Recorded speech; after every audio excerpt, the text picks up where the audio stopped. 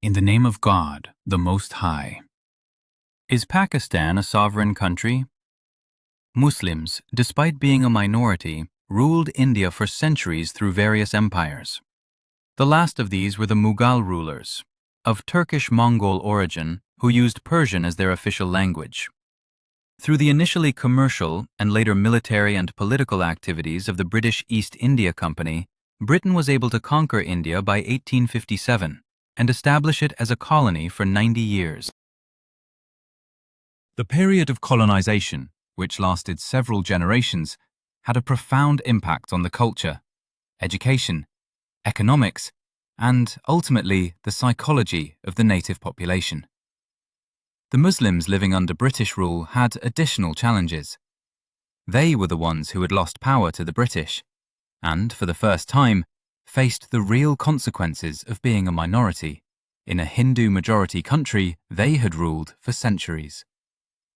Through the sustained political efforts of Hindus, Muslims, and Sikhs, and the decline of the British Empire during the Second World War, India was able to gain independence from Britain in 1947. However, the Muslims of India, realizing the consequences of living as a minority in a Hindu-majority independent India, struggled not only for independence from Britain, the superpower of the time, but also for an opportunity for self-governance in their future independent nation-state. Thus was born the dream of Pakistan, realized in 1947 under the leadership of Muhammad Ali Jinnah as the first Islamic republic in the world. Stanley Wolpert, in his biography of Muhammad Ali Jinnah, writes, "Few individuals significantly alter the course of history. Fewer still modify the map of the world. Hardly anyone can be credited with creating a nation-state. Muhammad Ali Jinnah did all three." The partition of India was not a peaceful change. It involved the migration of nearly 10 to 15 million people and the death of an estimated 500,000 to 2 million people during communal violence. Scores of women were abducted and subjected to sexual violence. Most of the riots were in Punjab and Bengal. The scars of partition have left an intense mark on the psychology of both Indians and Pakistanis. And the dispute over Kashmir, along with multiple wars, have made India and Pakistan arch rivals. Pakistan, after independence, faced internal problems of governance, political instability, and military interference. The ill treatment of Bengalis, who lived in East Pakistan and were a majority in terms of population, by the ruling elite of West Pakistan, eventually led to the separation of East Pakistan, becoming the independent nation-state of Bangladesh in 1971, during a war with India. Pakistan, in its 78-year history, has had poor governance, poor economic growth compared to its regional peers, and a very low human development index. Due to perpetual animosity with India, and to match it militarily, Pakistan had to invest heavily in military development, making the Pakistan Army its strongest institution, and converting the country into a national security state. Early on, while India leaned towards the USSR, Pakistan joined SEATO and CENTO to obtain the necessary Western military assistance against arch-rival India.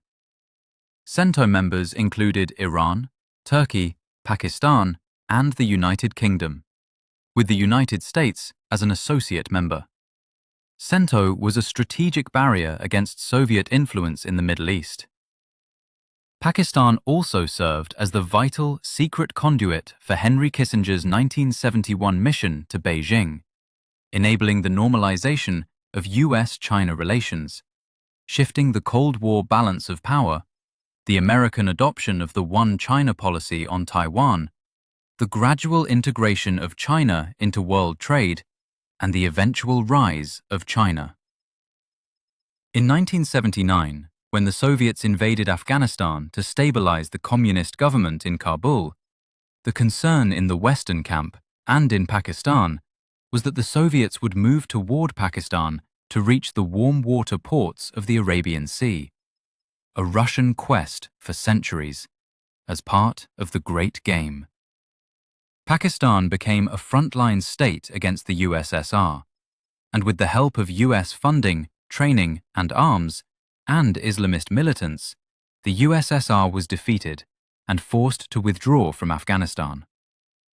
Though in this war Pakistan was promoting Western interests, it also had a direct interest in stopping the Soviets from advancing toward its own territory. After the September 11th attacks in 2001, when Americans launched the War on Terror and moved to topple the Taliban government, Pakistan again became a frontline state for US intervention in Afghanistan. Pakistani military leadership did not see how it could prevent the United States from invading Afghanistan, and feared that resistance might invite a combined US-India attack, giving India a historic opportunity to defeat Pakistan. Pakistan also has a close religious, economic, and military relationship with Saudi Arabia. Millions of Pakistanis work in Saudi Arabia and send billions of dollars in remittances annually. Saudi Arabia is also a reliable supplier of oil to Pakistan and has provided economic assistance to help cover its budget shortfalls. The Pakistan military, in turn, has provided security to the Saudi royal family. Due to Pakistan's close military cooperation with the United States, especially in Afghanistan, and its dependence on IMF loans and Saudi economic assistance for managing its chronic fiscal problems, Pakistan is often seen as a vassal state, or a client state, one that does not have its own independent foreign policy, one that is dependent on other countries. There is some truth to this, but it is a gross mischaracterization of the situation and far from the full picture.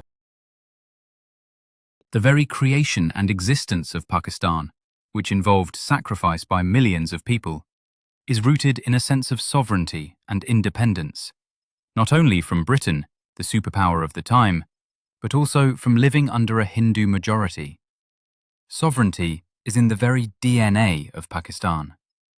Unlike Germany, Japan, South Korea, Bahrain, and Qatar, countries that rely primarily on the United States for their defense and host large American military bases, Pakistan is sovereign in its defense. There are no US bases in Pakistan. While Pakistan has cooperated with the United States and Saudi Arabia, that cooperation has always served Pakistan's own interest as well. Stopping the Soviets in Afghanistan, securing a stable supply of energy through Saudi Arabia. The interests aligned, they were never imposed. Pakistan, despite tremendous pressure and sanctions from the United States and Western powers, and the threat of attack by Israel, developed its indigenous nuclear program. It built nuclear weapons. And in 1998, rejecting promises of economic assistance and threats of further sanctions, Pakistan tested those weapons, once again demonstrating its sovereignty.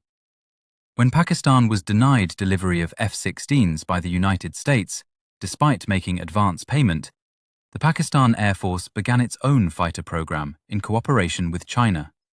That decades-long project produced the JF-17 Thunder, now serving as the backbone of the PAF and being exported to other countries. Pakistan is a major non-NATO ally of the United States, but it procures most of its military technology from China and has launched the multi-billion-dollar China-Pakistan Economic Corridor, CPEC. Pakistan is one of the rare countries in the world that maintains strong relations with both the United States and China.